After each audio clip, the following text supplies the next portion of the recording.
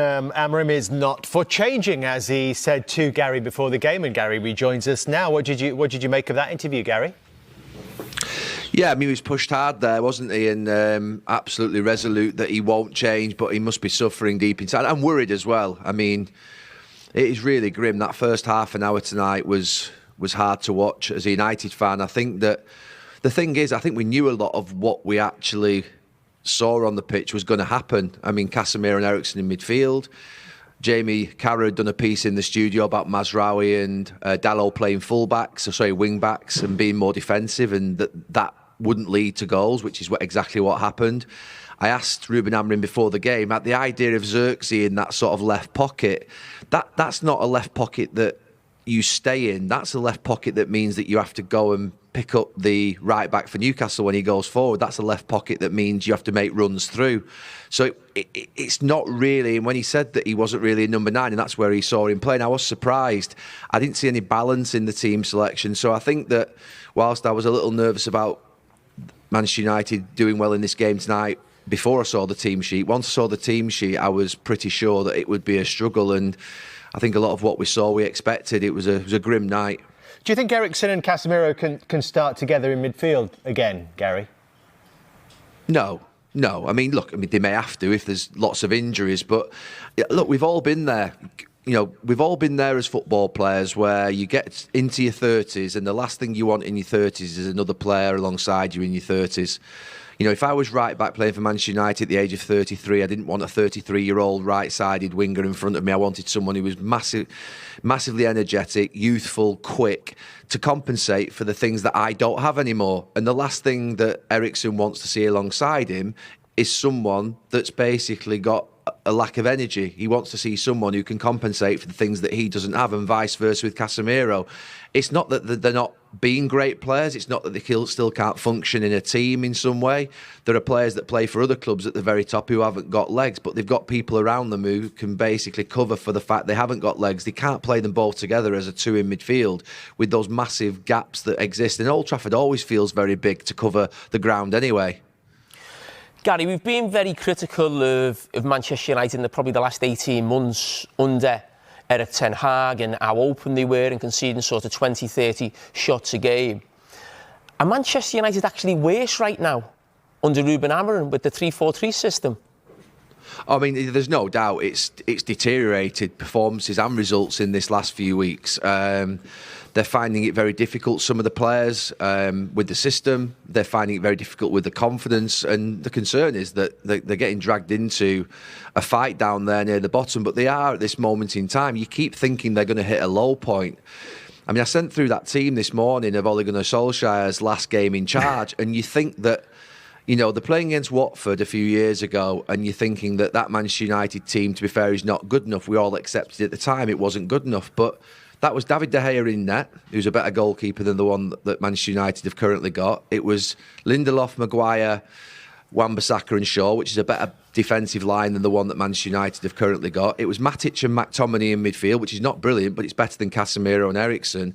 And it was Sancho, Rashford, Bruno and Ronaldo up front, which is a better forward line than the one that's currently there. So that's the concerning thing. When you feel that you've got to a point whereby the team can't get any worse, and then you get further investment into the sort of the tune of 450, 500 million, and you see that this current team that's played today and at Wolves, I think that they've got a lot to do, and that is being very, very kind, because I don't think this group of players that are playing at this moment in time are of the quality that the ones that Ten Hag has had, Ole's had, Jose Mourinho's had, or Louis van Gaal.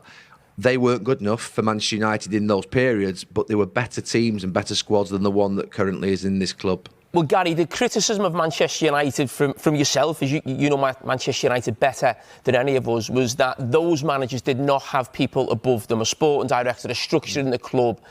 We've now had that at Manchester United probably the last 12 months, and it's actually gone worse. I mean, how do you explain that?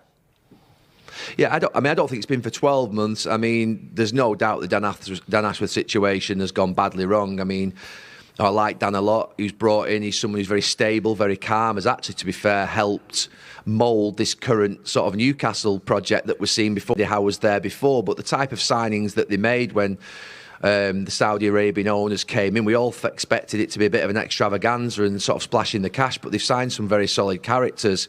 So I was quite enthused when Dan Ashworth came into the club that there would be someone there to say no, that would know not to waste money.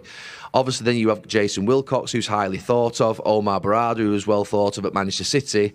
They've only been in, to be fair to them, 5 or 6 months. Obviously, Dan Ashworth's now gone, which is, like I say, that's gone badly wrong. But it's only been 5 or 6 months, and it's obviously, I mean, they'll be thinking it's going backwards to go forwards. They're obviously making huge changes on the pitch. They're making huge changes in the football department. They're making huge changes off the pitch as well. And there is some real pain, and there are some real unpopular decisions that are being made, some of which I don't agree with myself at all. But the reality of it is, decisions are being made. I mean, for about 8 years, there was nothing happening. There was one guy there at the top that was, to be fair, being sort of supported by the Glazer family, and he just continued to make the same mistake after mistake. At least there are things happening, whether you agree with them or not. But there are... I mean, it's concerning. It can be nothing other than concerning at what's happening at this moment in time, because what's happening on the pitch is really desperate. I mean, that first half an hour tonight, I mean, I know there's been some bad moments in the last 10 years, but that was pretty low. But Gary, given what happened to Dan Ashworth, who you just referenced, who we thought was going to be there for a long time, and then this sort of snap decision seemed to come out of nowhere, and suddenly he was gone. Is there any doubt in your mind that if it did get worse here for Ruben Amorim, and, he's talking about it himself, they're in a relegation battle, in his words, if it did get worse, do you think they would stick with him whatever happened this season? I mean, whatever happened, I mean, probably not. But I mean, they're going to support him, aren't they? I mean, their mindset is such now that they're going to dig in, support the manager, get him through maybe a transfer window in January. I'm not sure there's that much money to spend in January because they're on the edge of FFP. But then obviously get to the summer, and there's going to have to be a huge overhaul again. And like you say, I mean, look, I'll throw it back to yourselves. I mean, Carol, where did you have Manchester United? I had them in the top 4, obviously. We're going to get to that in about 10 minutes. Gary, can I just ask you, talk about a January window. If there was a little bit of money they could find, where would you be spending it right now? What is going to help this team in the short term? Definitely the positions that, I mean, look, you could say centre forward, let's get a world-class centre forward, let's get Isak in, but that's never going to happen. I think if you were starting, you'd have to start with the fundamentals of this system, which is the wing-backs. They hold it together. If you don't have the wing-backs functioning up and down that are able to attack and defend equally as good, and there aren't many of those around, by the way, because there aren't many teams that play wing-back, then you're going to struggle. So you need 2 quite unique players in those wide areas, and I think that will be the starting point. And that's nothing against Mazraoui or Dalot. I think they're very willing and doing the job the very best that they can. But they're, to me, the areas that I would start in this system. Gary, stay where you are, because we are very excited to see where you've got Manchester United at the end Sorry, of this can season. I finish, Dave? Sorry, let me finish. Where did Carragher have Manchester United at the start of the season in his predictions? Was it 5th? I think... Well, it definitely wasn't above Liverpool. Listen, we'll tease that, Gary. We'll tease it, Gary. You had them 5th, so not even you expected them to be this bad. Just keep talking.